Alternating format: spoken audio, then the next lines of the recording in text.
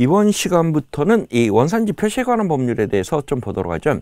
이 원산지 표시에 관한 법률이 그동안은 우리 농품법하고 원산지법 이 두 개의 이 출제 빈도를 보면은 뭐 예를 들어서 이 농품법이 두 개 나오면 원산지법이 하나 정도 해서 2대1 정도로 해서 상대적으로 이 법 내에서도 이 원산지법의 출제 빈도가 이 농품법에 비해서 상대적으로 조금 낮았었습니다.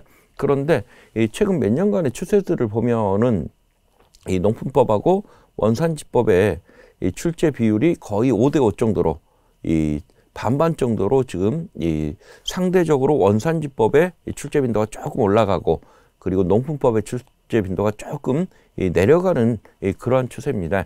그래서 보통 우리 시험에서 이 법이 약 한 15점 근처가 출제가 되는데 농품법이 약 한 7, 8점 그리고 원산지법이 약 7, 8점. 그럼 7, 8점이라면은 이 5점짜리 서술형 문제 하나에 한 3점짜리 이 단답형 문제 하나. 각각 농품법에서도 그렇고 원산지법에서도 그런다라고 생각을 하시면 되겠습니다. 그럼 그리고 이제 원산지법에서 문제점이 최근 추세가 과태료 부과를 어떻게 할 것이냐 이런 유형의 문제들이 곧잘 출제가 돼서 과태료 부과 금액을 구해봐라 이런 문제들이 나오다 보니까 여러분들이 생각보다 조금 그 과태료 관련된 내용을 암기를 하셔야 될 것 같아요. 그럼 먼저 목적입니다. 이 법은 농산물, 수산물과 그 가공품 등에 대하여 적정하고 합리적인 원산지 표시와 유통 이력 관리를 하도록 함으로써 공정한 거래를 유도하고 소비자의 알 권리를 보장하여 생산자와 소비자를 보호하는 것을 목적으로 하고 있다. 그래서 지금 이 원산지 표시 대상을 이야기를 하고 있습니다. 농산물, 수산물, 그리고 그 가공품. 그래서 이제 우리 쪽에서는 주로 농산물 중심으로 보시면 되겠죠. 이 용어의 정의는 특별한 게 없고요. 3번의 유통 이력 한번 볼까요? 수입 농산물 및 농산물 가공품에 대하여 수입 이후부터 소비 판매 이전까지의 유통 단계별 거래 명세서를 말하며 그 구체적인 범위는 농림부령으로 정하고 있다 해서 유통 이력의 범위 이 네 가지를 이야기하고 있죠. 첫 번째, 양수인의 업체명, 주소, 성명 및 사업자 등록번호. 그리고 두 번째는 양도물품의 명칭, 수량, 중량. 세 번째는 양도일. 그리고 마지막으로 기업부터 디귿까지 외의 사항으로 농림부 장관이 유통 이력 관련해 필요하다고 인정하여 고시하는 사항. 이러한 것들을 구체적으로 유통 이력으로 정하고 있습니다. 그리고 쭉 넘어가도록 하죠. 다음 페이지 보시면은 4번에 농산물의 원산지 표시 심의는 어디서 하는지 요건 하나 체크를 해 두십시오. 이 법에 따른 농산물, 수산물 및 그 가공품 또는 조리하여 판매하는 쌀, 김치류, 축산물, 수산물 등의 원산지 표시 등에 관한 사항은 농산물 품질관리법 제3조에 따른 농산물 품질관리 심의회에서 심의한다. 그래서 품질관리 심의회에서 이 원산지에 관련된 내용도 심의를 같이 한다. 하나 체크하시면 되겠죠. 다음은 이제 원산지 표시 방법 등에 대해서 이야기를 하고 있습니다. 이 원산지 표시.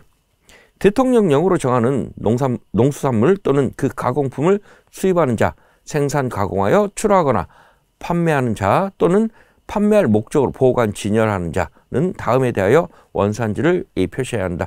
그래서 지금 판매를 목적으로 보관 진열하는 사람들까지도 원산지를 표시하도록 하고 있습니다. 그러면 원산지 표시 대상이 되는 것을 세 가지를 이야기를 하고 있어요.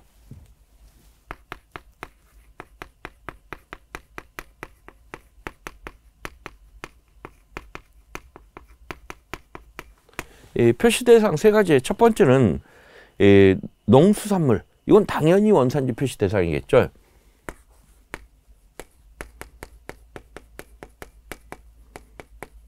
그리고 두 번째는 이 농수산물의 가공품도 표시 대상입니다.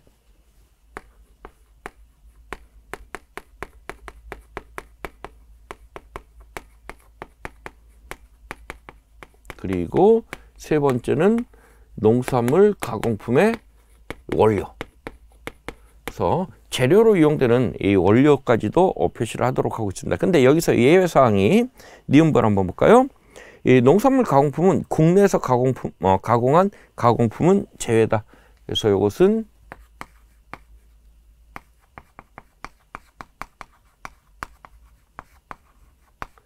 그러면 이 국내에서 가공한 이 가공품, 그래서 국내에서 제조한 경우에는 이 농산물 원료를 표시하도록 하고 있습니다. 그래서 디귿번에 봤더니 이 농산물 가공품, 이것은 가공품의 원료에서 이때 농산물 가공품은 국내에서 가공한 가공품에 한정한다.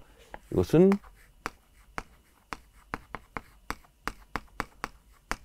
국내에서 가공한 가공품의 한정에서는 원료까지도 이렇게 원산지를 표시하도록 하고 있다. 그래서 우리가 원산지 표시하는 방법을 보면 이 농산물의 원산지 표시 방법과 가공품의 원료의 원산지 표시 방법이 조금 차이를 보이고 있습니다.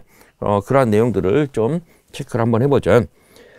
다음에 어느 하나에 해당할 때는 이래 원산지 표시를 한 것으로 본다 해서 첫 번째, 농산물 품질관리법 제5조는 소금산업 품질관리법 5조 또는 소금산업진흥법 제33조에 따른 표준규격품을 표시하는 경우, 이 표준규격품에는 뭐가 들어가요? 산지가 들어가죠. 그래서 이 산지가 들어가기 때문에 우리 의무표시사항에 산지가 들어갑니다. 그랬을 때 이 산지가 들어가기 때문에 별도의 원산지 표시는 하지 않아도 될 것이다.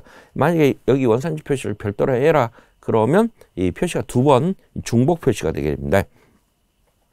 그리고 니은번에 품질관리법 제6조에 따른 우수관리 인증품의 표시, 같은 법 14조에 따른 품질인증품의 표시 또는 소금산업진흥법에 따른 우수천일염 인증의 표시를 한 경우, 여기에도 이 산지가 들어갑니다. 동일한 내용이죠.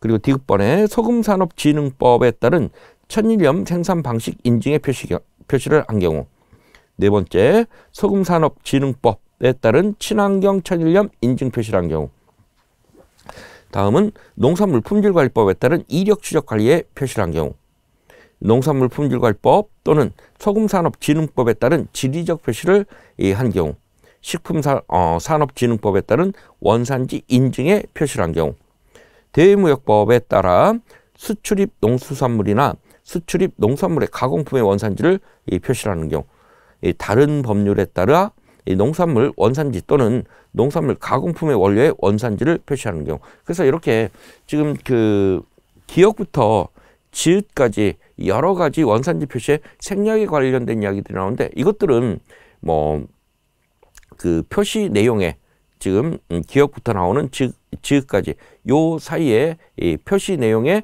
원산지가 전부 다 포함되어 있는 경우입니다. 그런 경우에 이 원산지를 별도로 다시 표시해라 그러면 이 이중 표시가 돼요. 따라서 법은 낭비하는 걸 굉장히 싫어합니다. 그래서 한 번만 표시해도 된다, 이렇게 이해하셔도 되겠습니다.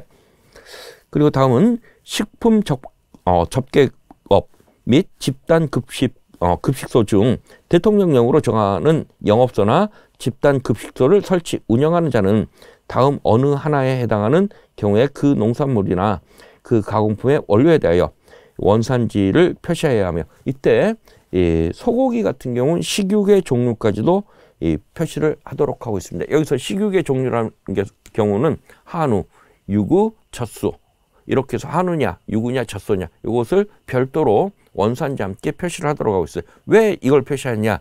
한우 가격하고 유구 가격하고 젖소의 가격이 우리가 소비자가 구매하는 가격 자체가 차이가 나기 때문에 이 가격에 내가 정당한 그 금액을 주고 사서 먹는지 이걸 확인할 수 있도록 해주고 있습니다.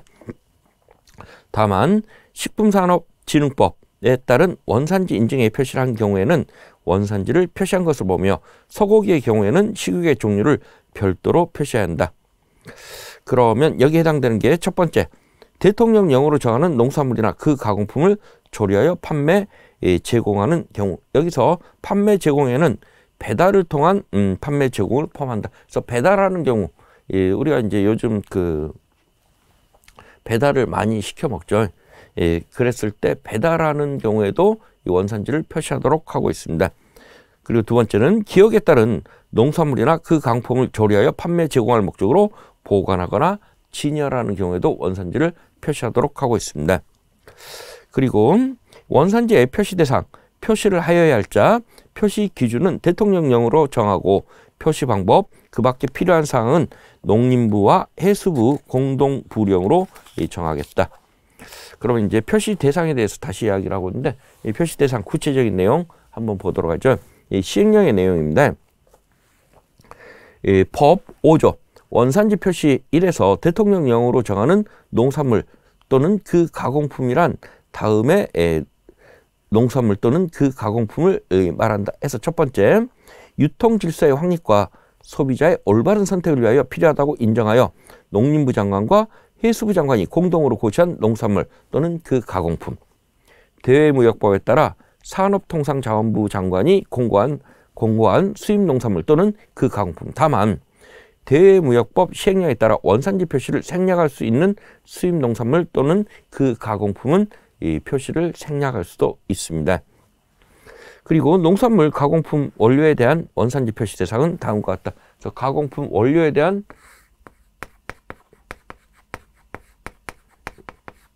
표시 대상에 대해서 이야기를 하고 있는데, 먼저 여기에 이 예외 사항이 나오죠. 물, 식품 첨가물 주정 및 이 당류. 여기서 당류는 주 원료로 하여 가공한 당류 가공품까지를 포함하겠다는 배합 비율의 순위와 표시 대상에서 제외하겠다. 그래서 표시 대상에서 이 예외로 두고 있는 것들이 몇 가지 나오죠. 물, 식품 첨가물, 주정, 당류. 예외가 물,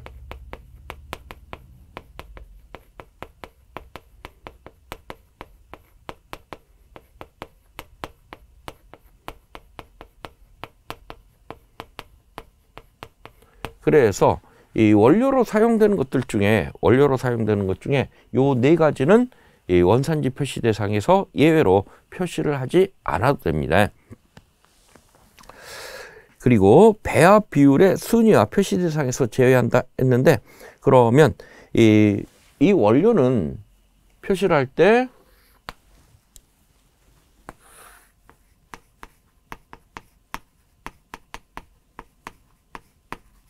이 배합 비율까지도 표시를 하고, 배합 비율이 어떻게 되느냐에 따라서 이 원산지 표시 대상이 바뀌게 됩니다. 그럼 이 원료 배합 비율에 따른 표시 대상, 첫 번째, 사용된 원료의 배합 비율에서 한 가지 원료의 배합 비율이 98% 이상인 경우에는 그 원료. 그래서 첫 번째는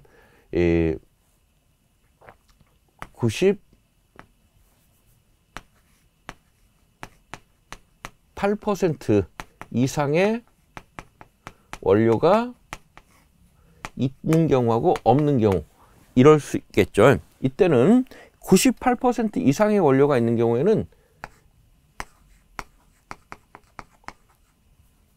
98% 이상의 원료, 그 원료 하나만 표시하면 됩니다. 그리고 두 번째, 사용된 원료의 배합 비율에서 두 원료의 배합 비율의 합이 98% 이상인 원료가 있는 경우에는 해당 배합 비율이 높은 순서의 2순위까지 원료. 그래서 98% 이상의 원료가 없어요. 없는데 다시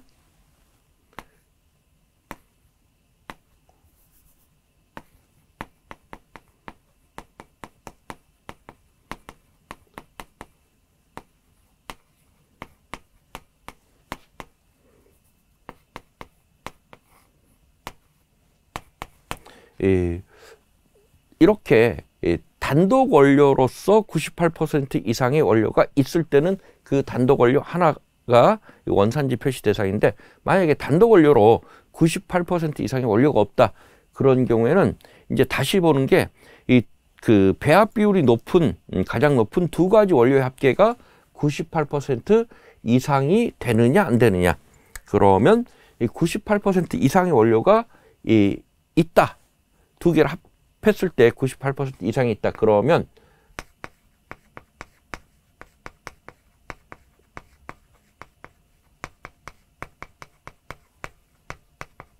이 두 개 합계가 98% 이상인 경우 배합 비율이 높은 순서대로 두 개 원료. 그리고 이제 98%두 개를 합해도 98% 이상의 원료가 없는 경우, 이제 세 번째 경우가 해당되어 있죠. 세 번째 경우 한번 볼까요? 가 및 나 외에는 배합 비율이 높은 순서의 3순위까지 원료. 그래서 이렇게 두 개를 합해도 98%가 없는 경우에는 배합 비율이 높은 순서로 해서 이 3순위까지로 이 세 개의 원료를 각각 표시를 하도록 하고 있습니다. 그래서 이 어떠한 가공품의 원료로 사용되는 이 원료의 배합 비율을 제일 먼저 따집니다. 그래서 98% 이상의 원료가 있다. 그럼 이 98% 이상의 원료 하나 없는 경우에 두 개의 합계가 98% 이상이다. 그러면 이 배합 비율 높은 순서 두 개. 그것도 없으면 이 두 개를 합해도 98%가 안 나온다. 그러면 배합 비율이 높은 순서 3개까지 원산지 표시를 하도록 하고 있습니다. 그리고 이 가부터 다까지 규정에도 불구하고 김치류 및 절임류, 이 소금으로 절이는 절임류에 한정한다의 경우에는 다음 구분에 따른 이 원료를 별도로 표시해야 됩니다. 김치류 중 이 고춧가루, 여기서 고춧가루가 포함된 가공품을 사용하는 경우에는 그 가공품에 사용된 고춧가루를 포함해서 사용하는 품목은 고춧가루 및 소금을 제외한 원료 중 배합 비율이 가장 높은 순서 2순위까지 하고 원료와 고춧가루, 소금. 그래서 이번에는 이 김치류의 표시입니다. 그런데 이 김치류를 봤을 때 이 고춧가루를 김치 중에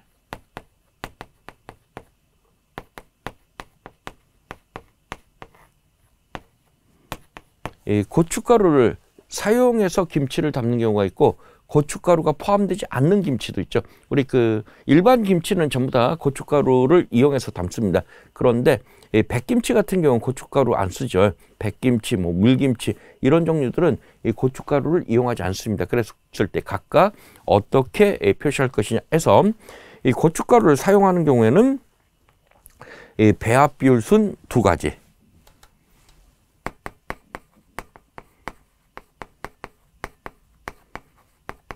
배합 비율이 높은 순서 두 개 플러스 고춧가루,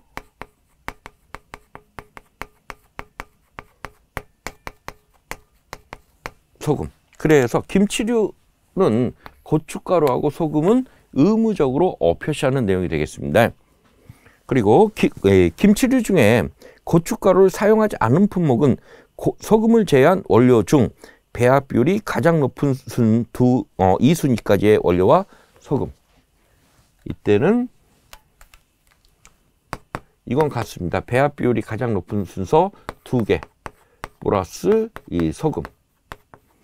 그래서 여기 소금하고 여기 고춧가루, 소금. 요 경우에는 고춧가루에라 소금의 배합 비율이 2순위 범위 내에 들지 못하더라도 요건 적게 들어가더라도 이 고춧가루하고 소금은 이 표시를 하도록 하고 있습니다. 그리고 이제 고춧가루를 사용하지 않는 김치 같은 경우 고춧가루는 빼고 소금은 반드시 이 표시하도록 하고 있다. 이 절임류는 소금을 제외한 원료 중 배합 비율이 가장 높은 순서 2순위까지의 원료와 소금. 다만 소금을 제외한 원료 중 한 가지 원료의 배합 비율이 98% 이상인 경우에는 그 원료와 소금으로 한다. 그래 김치류하고 이제 절임류에 대한 얘기죠.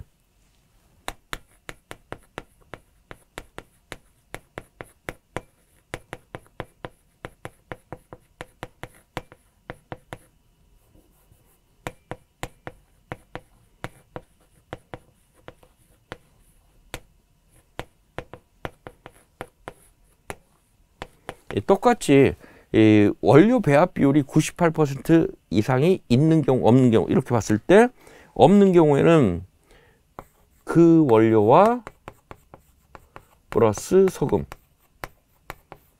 그리고 이 98% 이상의 원료가 없다. 이런 경우에는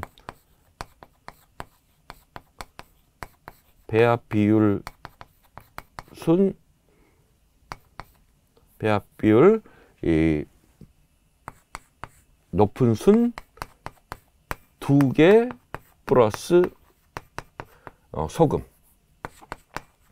그래서 역시 이 소금으로 절인 경우에는 이 소금이 배합 비율이 낮을지라도 이렇게 각각 소금을 의무적으로 표시를 하도록 하고 있습니다. 또 이 기억에 따른 표시 대상 원료로서 식품 등의 표시 및 이 표시 광고에 관한 법률 4조에 따른 식품 등의 표시 기준에서 정한 복합 원재료를 사용하는 경우에는 농림부 장관과 해수부 장관이 공동으로 정하여 고시하는 기준에 따라야 한다. 이를 적용할 때 원료, 이 가공품의 원료를 포함한 원료의 농산물의 명칭을 제품 또는 제품명의 일부로 사용하는 경우에는 그 원료 농산물이 같은 항의 원산지 표시 대상이 아니더라도 그 원료 농산물의 원산지를 표시한다. 다만 이 원료 농산물이 다음 각 어느 하나에 해당하는 경우는 해당 원료 농산물의 원산지 표시를 생략할 수 있다. 그래서 생략할 수 있는 경우도 한번 볼까요? 원산지 표시 대상에 해당되지 않는 경우 이거죠. 물, 식품 첨가물, 주정, 당류. 그리고 식품 첨가물, 주정 및 당류의 원료로 사용되는 경우, 그리고 식품 등의 표시, 광고에 관한 법률 4조의 표시 기준에 따라 원재료명 표시를 생략할 수 있는 경우, 이런 경우에는 이 생략이 가능합니다. 그런데 여기서 이제 중요한 것은 요 배합 비율에 따라서 이렇게 표시를 하는데 이 배합 비율과 관계없이 예외 사항이 있습니다. 예외 사항이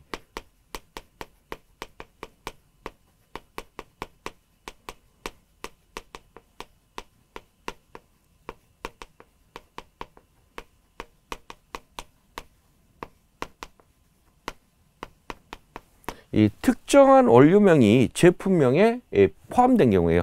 예를 들어서 우리가 뭐 어디 제과에서 나온 강정 중에 참깨 강정 이렇게 이런 상품이 출시가 됐습니다. 그러면 우리가 참깨 강정을 사다 먹어봤더니 쌀하고 뭐 밀가루 이런 게 거의 대부분이고 쌀, 밀가루, 물엿 이런 게 대부분입니다. 그러면 쌀이면 원산지 표시 대상이 되겠죠. 그리고 밀가루 원산지 표시 대상이 되겠죠. 그리고 물엿은 많이 들어갔어도 당류니까 해당이 안 됩니다. 그런데 봤더니 참깨가 눈꽃만큼 들어왔어요. 그래서 전체 중에 뭐 참깨가 1%, 2%밖에 안 됩니다. 하지만 이 제품명에 참깨 강정이라는 참깨라는 이 원료명이 제품명에 이렇게 포함된 경우에는 이 특정 원료를 하나씩 더해줘야 됩니다. 그래서 만약에 예를 들어서 이 쌀이 99%의 약간의 물엿 그리고 참깨가 뭐 0.5% 들어갔다 이랬을 경우에 그 참깨 강정은 참깨 강정이 아니라면은 그냥 강정 이렇게 판매를 한다면 쌀 하나만 표시하면 됩니다. 그런데 앞에 참깨 강정이라는 제품으로 판매하다 보면 이 참깨라는 특정 원료를 추가로 여기에서도 역시 마찬가지입니다. 배합 비율 높은 순서 2개에다가 이 특정 원료 하나 각각 동일한 방식으로 이렇게 제품명에 특정 원료명이 포함되는 경우에는 뭐 이렇게 생각을 하셔도 돼요. 붕어빵에 붕어 들어있습니까? 안 들었습니까? 붕어빵 상품명입니다. 그러면 우리는 붕어빵을 많이 먹어봤으니까 붕어빵에는 붕어가 안 들어있다는 걸 압니다. 그런데 붕어빵을 한 번도 구경하지 못한 뭐 해외에서 살다가 우리나라 처음 들어온 외국인들이라든가 이러면 당연히 붕어빵에는 붕어가 들어있다라고 생각을 하겠죠. 그랬을 때 붕어의 원산지를 표시를 해야 되는데 원산지 표시 어떻게 할까요? 안 들어있는데 붕어빵에는 붕어 없다. 이런 거라도 표시를 해야 된다. 이런 얘기죠. 그래서 이제 또 특이사항들 보면 이런 경우도 있습니다. 식품 첨가물을 이용해서 만든 오렌지 주스다. 그래서 오렌지의 과즙을 직접 착즙하지 않고 오렌지 향이 나는 첨가물을 이용해서 만든 오렌지 주스다. 그럼 실제 원산지 표시할 게 없습니다. 왜 그래요? 가장 많은 게 뭐죠? 물이겠죠. 물 예외. 그리고 오렌지 향이 나는 식품 첨가물 원산지 표시 대상이 아닙니다. 그리고 그 다음 많은 게 당이겠죠. 이것도 원산지 표시 대상이 아닙니다. 그래서 실제로 이렇게 원산지 표시가 할 내용이 없는 경우도 나타나기는 합니다. 다음 내용 볼까요? 5조 원산지 표시 3에서 대통령령으로 정하는 농산물이나 그 가공품을 조리하여 판매 제공하는 경우란 다음 어느 해 것을 조리하여 판매 제공하는 경우를 말한다. 이 경우 조리에는 날것의 상태로 조리하는 것을 포함하며 판매 제공에는 배달을 통한 판매 제공도 포함하겠다 해서 먼저 소고기, 식육, 포장육, 식육 가공품을 포함합니다. 그래서 여기 지금 나오는 고기류들, 육류들은 전부 다 식육, 포장육, 식육 가공품 모두 다 포함을 하고 있어요. 그리고 두 번째는 돼지고기, 닭고기, 오리고기, 양고기, 염소고기. 요것들은 전부 다 원산지 표시 대상입니다. 그리고 밥, 죽, 누룽지에 사용되는 쌀, 쌀 가공품을 포함하며 쌀에는 찹쌀, 현미, 찐쌀을 포함한다. 그래서 찹쌀, 현미, 찐쌀 이것들은 전부 다 밥이나 죽, 누룽지로 이용되는 경우에는 전부 다 원산지를 표시를 하도록 하고 있어요. 그리고 이 두부류, 가공두부, 유바는 제외하겠다. 그리고 콩비지, 콩국수에 사용되는 콩, 이때 콩 가공품을 포함을 합니다. 그래서 두부류라든가 콩비지, 콩국수에 이용되는 이 콩의 원산지도 의무적으로 표시를 하도록 하고 있습니다. 또한 사회 원산지 표시 대상 중 가공품에 대하여는 주 원료를 표시한다. 이 경우 주 원료 표시에 관한 세부 기준에 대해서는 농림부 장관, 해수부 장관이 공동으로 정하여 고시한다. 이 농수산물이나 그 가공품의 신뢰도를 높이기 위하여 필요한 경우에는 1부터 3까지 그리고 4 및 5에 따른 표시 대상이 아닌 농수산물과 그 가공품의 원료에 대해서도 그 원산지를 표시할 수도 있다. 그래서 여기에서 이제 표시 대상을 명확하게 다 정했습니다. 그럼에도 불구하고 이러한 표시 대상 외에도 어떤 가공품의 신뢰도를 높이기 위해서 가공한 회사 또는 업체에서 표시 대상이 아닐지라도 추가로 표시를 하는 것은 허용을 하고 있습니다. 하지만 추가 표시를 허용하지만 그 필수적으로 표시해야 되는 이런 내용들은 생략이 불가능합니다. 이것은 반드시 의무적으로 표시해야 되는 내용들이에요. 그런데 이때 이 경우 법 5조 원산지 표시에 따른 표시 4에 따른 표시 기준과 표시 방법을 준수해야 된다. 그리고 이제 그 시행령 5조 1항에 따른 별표 1이 나오는데 원산지 표시 기준이 나오죠. 이 표시를 그러면 이러한 원산지를 어떻게 표시할 것인가 하는 거기에 대한 내용인데 이 표시 기준 관련된 내용은 우리 다음 시간에 이어 진행할까요? 네, 수고들 하셨습니다.